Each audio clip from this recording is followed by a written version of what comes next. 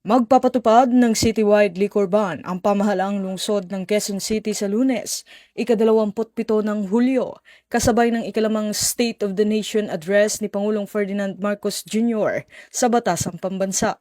Ayon sa Quezon City Local Government Unit, epektibo ang liquor ban mula alas 12:01 ng madaling araw hanggang alas 6 ng gabi bilang bahagi ng hakbang upang mapanatili ang kapayapaan at kaayusan sa lungsod habang isinasagawa ang SONA.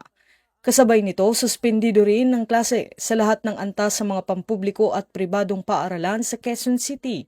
Layunin ng hakbang na ito na mabawasan ang pagsisikip ng daloy ng trapiko at mabigyan ng pagkakataon ng publiko na masubaybayan ang talumpati ng Pangulo. Samantala, tiniyak ni Department of Interior and Local Government Secretary Juanito Victor Remulla na mahigit 20,000 pulis ang ipapakalat sa iba't ibang bahagi ng Metro Manila upang matiyak ang seguridad ng mga dadalo at mapanatili ang kaayusan ng publiko sa panahon ng SONA. Pinapayuhan naman ang publiko na makipagtulungan sa mga ipatutupad na seguridad at traffic management measures, sumunod sa mga umiiral na ordinansa at planuhin ang kanilang biyahe upang maiwasan ang abala sa araw ng SONA.